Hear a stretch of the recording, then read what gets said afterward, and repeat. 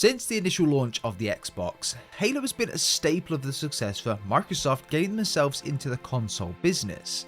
Without Halo, the Xbox to this day might not have even existed, let alone be anywhere near as attractive compared to the likes of the PlayStation or even other brands that could have made it instead of the Xbox. Bearing in mind at the time as well that Halo was one of the first console games of its time to have a full story-driven campaign with characters which were just absolutely badass, on a controller with analog sticks as well. Today that might seem normal to us, but back then Microsoft were a laughingstock for trying this as well, especially paired with the Duke controller, which in its time was absolutely huge. Bungie really struggled early on as well with quality control when it came to trying to get the original Halo game on the original Xbox. They would encounter a lot of crashes when trying to playtest, frame drops, and huge lag spikes during combat, and things that the game could just not launch with. This resulted in the crunch for Halo Combat Evolved being really bad, with developers working stupid hours to try and fix the game at all costs, even attempting to ask Microsoft for a delay of the launch of the game, but Microsoft were not having any of it because this was the launch title for the Xbox, so it was in a sense make or break.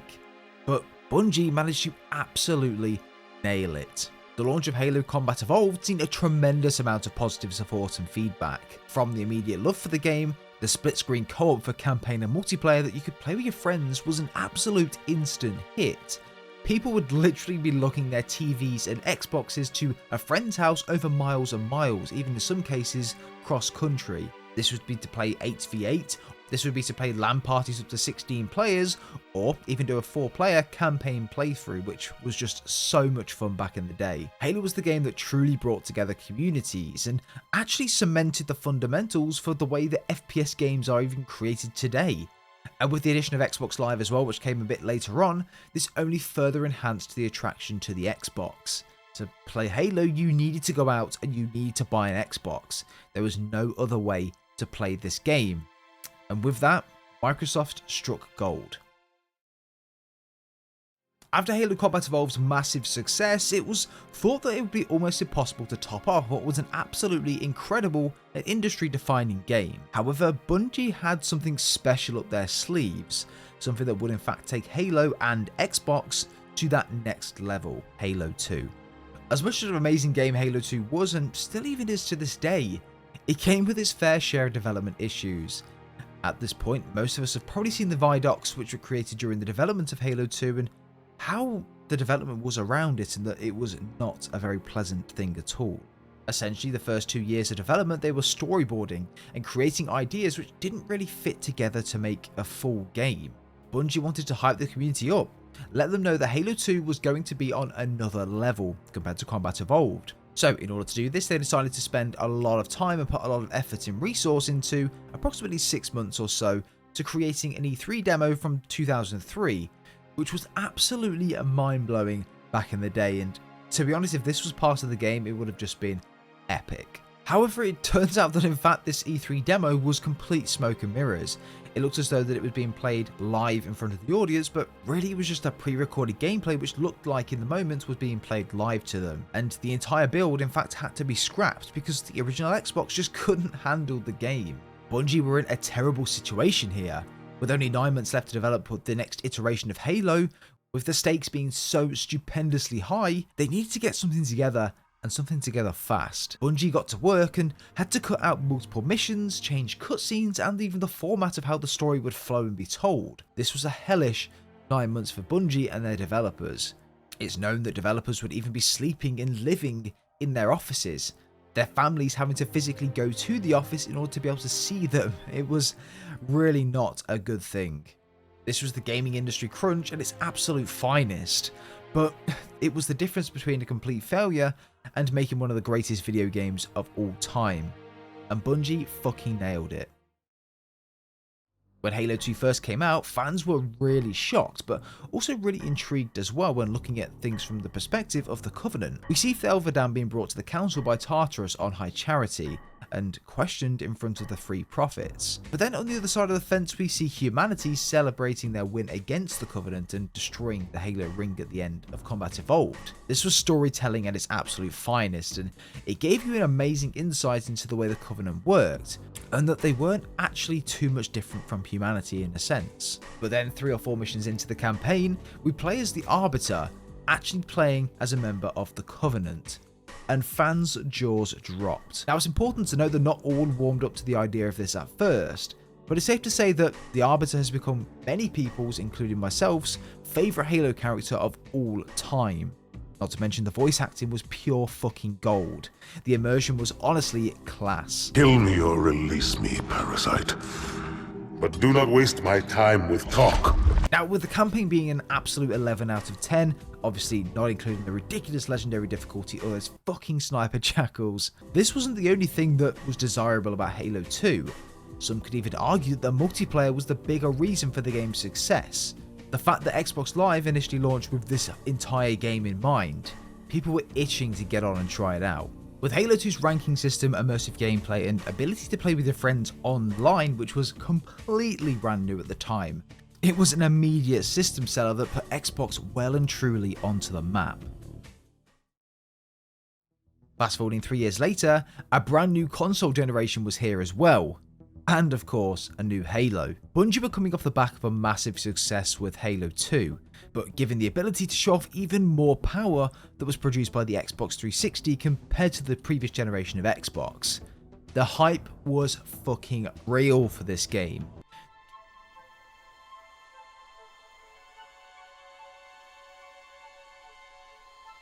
They let me pick. Did I ever tell you that? Choose whichever Spartan I wanted. You know me. I did my research, watched as you became the soldier we needed you to be. Like the others, you were strong and swift and brave. A natural leader. But you had something they didn't. Something no one saw but me.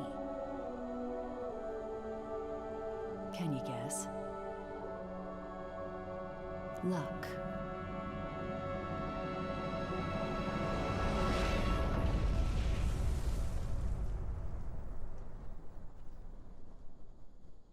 Was I wrong? To this day, Halo 3 remained as one of the greatest video games of all time, and has pretty much set an industry standard for how FPS games should be created and presented from that day onwards. The campaign, besides the obvious change of voice actors for some key characters from the back of Halo 2, which I didn't mind at all to be honest, it was almost flawless for me. The overall sandbox was drastically improved from the likes of Halo 2, and the more open world feel from Combat Evolved that was brought back in all of its glory. Not to mention that ending mission though. But the multiplayer was where it was really at. A full ranking system, challenges, service record which was completely new at the time, theatre mode, forge mode, custom games. Halo 3 pretty much carried itself through the years up until the release of MCC just because of these community features. Not to mention as well, it made the Red vs Blue series so much easier to recreate and record as well. Following Halo 3, Bungie decided to cap the Master Chief's journey off at the trilogy, and then add to the universe in different ways by creating games which are looking through the eyes of different key characters in the Halo universe. To start with, Bungie ventured out and created a game in the eyes of an ODST, Halo 3 ODST. The game told the story through the eyes of an ODST in the city of New Mombasa, just after the slipspace portal from the Prophet ship caused a catastrophic shockwave across the New Mombasa, destroying pretty much everything within it. The reception for this title was a little mixed at the start, others loved it whilst others didn't really like it at all. With it not having the Master Chief as the front and centre of it, I suppose fans didn't really know what to think when they first started playing it or when it was first announced. It was more of a DLC to Halo 3 than an actual fully fledged game, and that's how a lot of people did see it and even still see it to this day. It essentially used Halo 3 sandbox with its assets as well, with a couple of different changes here and there, for example the silenced pistol and suppressed SMG, but it gave us the perspective during a moment in Halo 2 which I just thought was really cool. And personally, I loved the characters within Halo 3 ODST, the cast and just the overall theme and aesthetic of the game. I would have liked a little bit more stealth in there, but I can't complain. I really enjoyed the campaign and the direction that it went, really. Then came 2010. In my opinion, one of the best Halo games that's ever been created, Halo Reach. The fuck you say to me, you little shit! Now, the campaign was controversial in the sense that 1, it wasn't the Master Chief, 2, it was another spin-off, and 3, we were introduced to a whole new team of Spartans and their stories that we'd never met before. And it was apparently based before Halo Combat Evolved, which was a cool thing, and others thought that was a bit strange, but I overall loved it. Which meant, of course, then as well, we were building up the lore from that game, and even before that game happened. That means that when we finished Reach, we can go back to Combat Evolved, and it all makes a lot more sense. And things like seeing how Cortana was made, introducing us to Captain Keyes as well. But it wasn't the main reason why this game, in my opinion, was an absolute masterpiece. The multiplayer. The sheer leap this game took from the multiplayer side of things was just astronomical for 2010. The ranking system with a credit system, the armor system, which was just absolutely amazing, and I had literally no flaws to give you about it. The challenge system, the firefight system coming back from ODST as well, which was a new thing, and the new and improved Forge mode. Apart from the campaign, of course, for some, Halo Reach innovated massively and gave us that big change we were all waiting for in the Halo franchise. And it was by far my favourite way to play multiplayer back in the day. I loved every minute of creating, playing, and trying to beat my friends ranking up in Halo Reach. To this day, Halo Reach is the game I've put the most time into forever. I think I've never put as much time into a game than I have on Halo Reach. It's scary to think the amount of time of my life that was wasted creating things on Forge, playing multiplayer with friends, and playing Ghostbusters or Ghost Hunt on custom games. It was honestly an amazing time, and I really hope that Halo Infinite's Forge this time around will recreate some of those same memories that Halo Reach provided me. This was honestly the best 10 years of a video game that we've ever really had. Tell me the last time a game's released 5 games that have all been extremely well polished, the story's been flawless throughout, and they've innovated every time they've released a new game. Typically when a game releases the second, third or fourth version of that game, or the sequel on that, it typically means they get worse and worse and less effort over time. But Halo did it in a way where it expanded upon the story but also gave us innovative features for multiplayer and different things like that. For me, Halo has been one of the most successful 10-year games on its first iteration with Bungie than it ever will be again. I just hope that 343 can take it on and do the same going forward. But overall, the story of these 5 Halo games were the ones that will resonate with the player base forever. The fanbase waited anxiously to see what 343 would pull out the bag, no one really knowing what would happen to Halo, what direction 343 would take it, and how it would compare to the gaming giant at the time, Bungie. And on November the 6th, 2012, just 2 years after Bungie had left, 343 shown off their new title. For me, Halo 4 was a very mixed bag. I actually quite liked the direction 343 went with the story in Halo 4, because in the first 3 main Halo games, the Chief's personality was very regimented, and obviously he didn't speak much and would come out with some badass one-liners every now and then. Tell that to the Covenant. This was because Bungie wanted the Master Chief to be us, the player, a partially silent protagonist that only really speaks and voices what we're thinking at the time to expand on the story. But 343 decided to come away from that, and in the last 3 games have actually made the Chief his own character, rather than us, the player, just being Chief. We're now playing as the Chief as an actual character, going through the story as him through his eyes, if that makes sense. It made sense in my head anyway. But Halo 4 took that emotion and we learnt more about the Chief, what he was about, his relationship with the crew members on the Infinity, Cortana and also Dr. Halsey. He did have some mixed opinions at the time, but overall I really liked it, and I'm glad they still went in that direction with Infinite as well. But man, the way that Halo 4 looked. When I first played through that game, I actually wondered if the opening cutscene was a film. It looked absolutely stunning, and it was nothing like we'd ever seen before at the time. And to get that sort of performance on an Xbox 360 is honestly commendable, and I don't know how 343 did it. I just remember when I first booted up that game and thought to myself, hold up, wait a minute. Something ain't right. Comparing it to the likes of Black Ops 2 at the time that was striving, but it was night and day difference of how different those games looked. The multiplayer on the other hand was a bit of a different story, trying to keep up with and replicate popular games at the time like Black Ops 2, which was an obvious comparison when it first came out, with things like sprint being added, actual class setups in the multiplayer, and just a very, very different feeling multiplayer. I would go as far as categorizing it as one of my least favourite multiplayer experiences in the franchise, which to some may be controversial, but to me, other games just do a way better job with it. But what was next for Halo after this? After leaving a very split fanbase with the multiplayer and some controversial points in the campaign, some going back to the likes of Halo 3 for multiplayer, and others sticking out through Halo 4's lifecycle, what direction were 343 going to go in? Well, this is where Halo 5 came in, and after the very first tease for the game dropped, it looked absolutely epic, with the Chief in a poncho and a huge Guardian just coming out of nowhere. It got the whole community hyped, and with Cortana essentially dying in Halo 4, it left the whole community with a bit of an element of mystery, like what's going to happen in Halo 5? How will they take the story forward without Cortana? And then in a teaser, when the Chief pulls out Cortana's old chip, I will not forget the day that I watched that trailer. When the Guardian blew the poncho off, we could see the Chief, his new armor, the cracked visor, and it was just so hype at the time. I really do remember getting excited for Halo, because it looked so good, and we were like, what is this Guardian thing? What is this thing coming out of the sand that makes everything look so epic?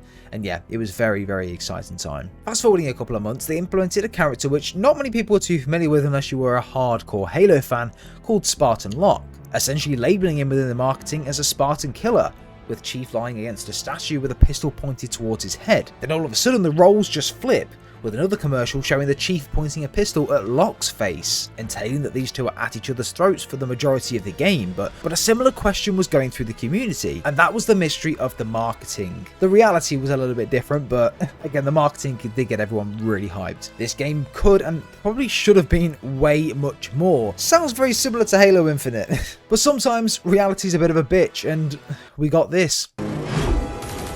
Weapons free. Contact.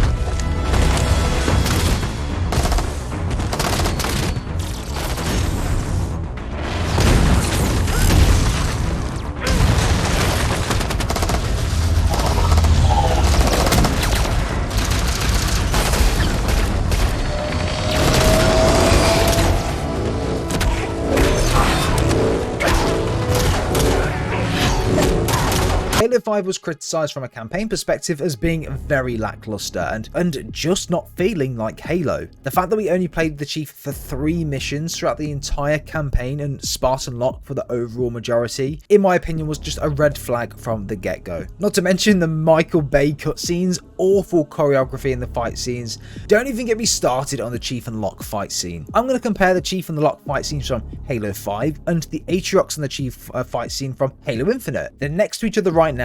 Look at the difference in the movement and the way that it looks. You can definitely tell that the Atriox and the Chief fight scene was just an all-out brawl. They really wanted to hurt each other and just go at each other's throats. Whereas the Locke and the Chief fight scene just doesn't quite hit the same. I am so glad that 343 had learned from this Halo 5 cutscene. And then out of nowhere, we're hit with an absolute bombshell. Cortana's back. This was a really confusing time for me. And just generally, it was a really confusing time for the Halo fans in general, until later on in the game, we know that she was now within the Forerunner domain, which is essentially the fountain of youth for AIs. We then go on to learn that she's this overpowered megamaniac that just wants humanity's AIs to take over the universe.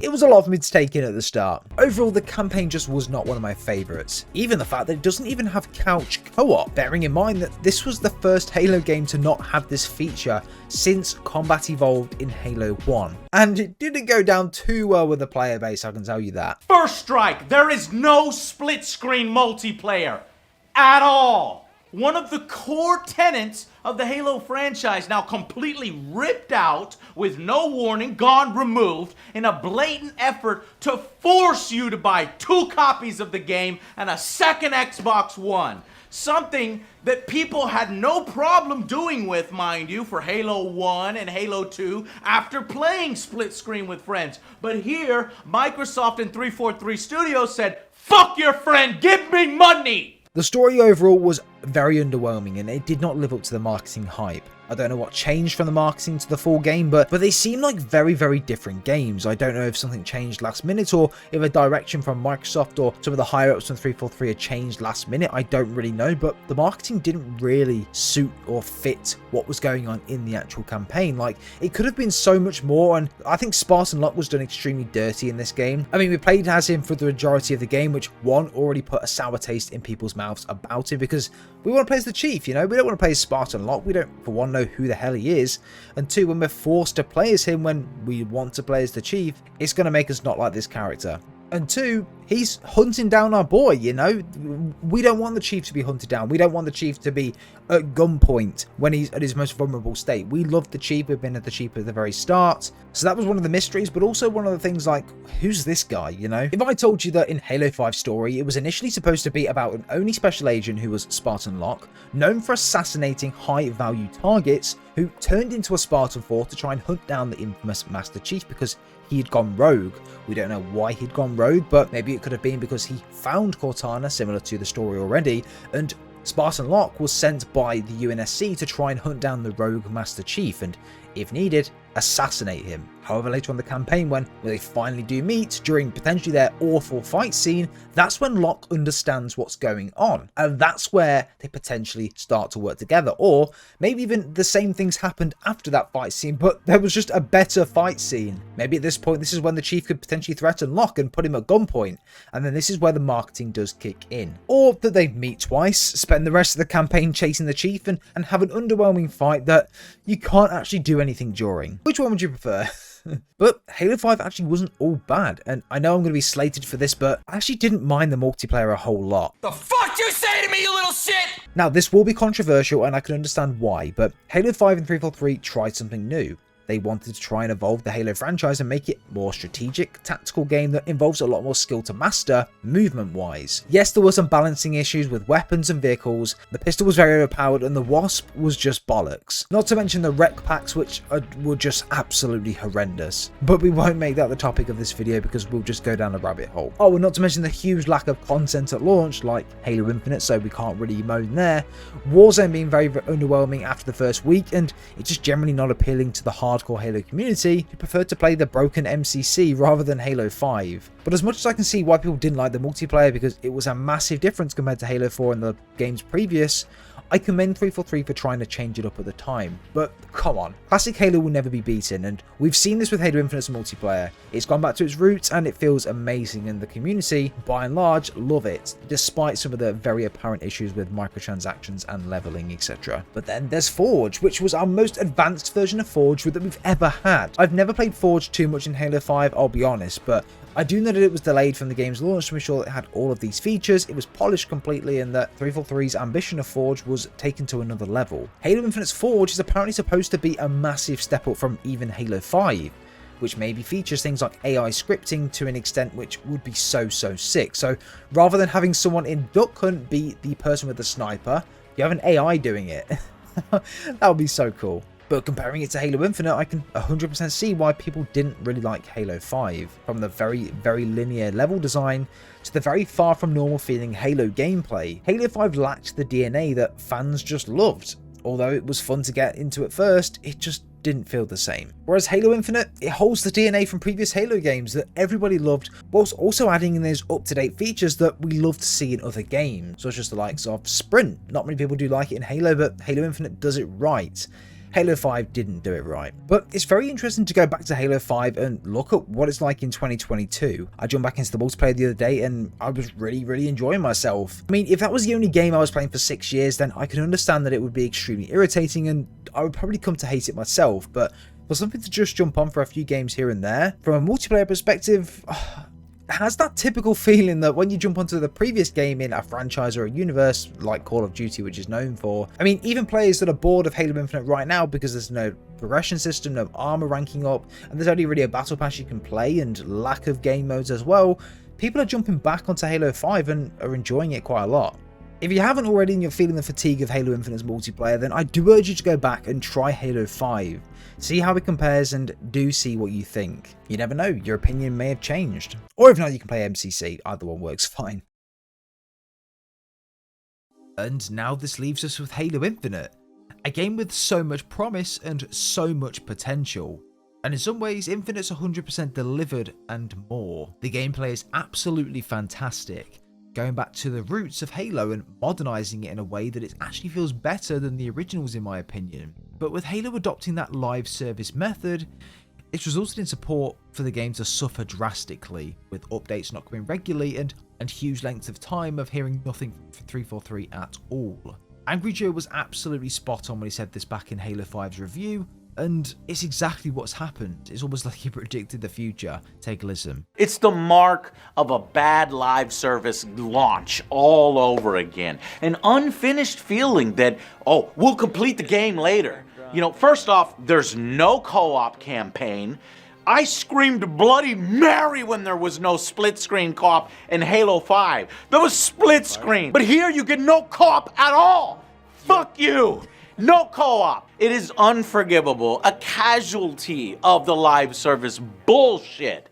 There's no Forge.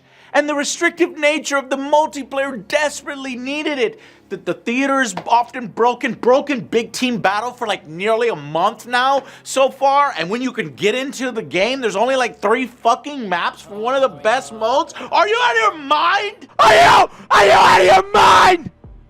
The rank system, it's janky.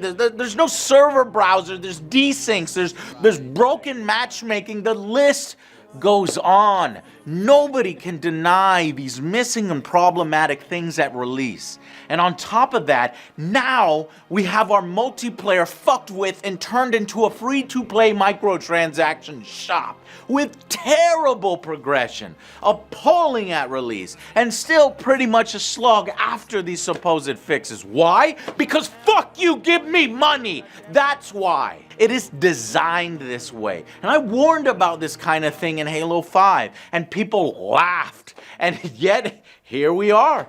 And one of the biggest challenges that we knew that we would have, and no matter what we did, we were going to have this, which is changing Halo 20 years of box product models to a free-to-play model is not something that is going to be inherently satisfying for most of our players. Modern gaming. Is it good for Halo that now we have to spend $10 fucking for fucking blue? For fucking blue! Halo Infinite's campaign was absolutely fantastic, and I cannot wait for DLC. Also, Halo Infinite's multiplayer is absolutely outstanding, and I can't wait for more content to come like maps, game modes, and even more. The likes of Forge as well will take this game to the next level. The overall health of the game has suffered massively due to the lack of content and the lack of transparency by 343. When Forge arrives as mentioned, Firefight and more, the game will flourish 100%.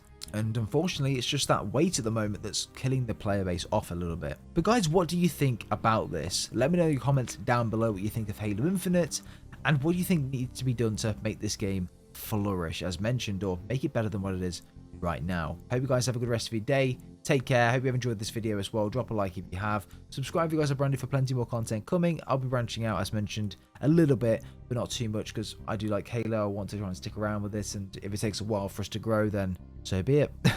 Have a good rest of your day, guys. We'll see you all in the next one.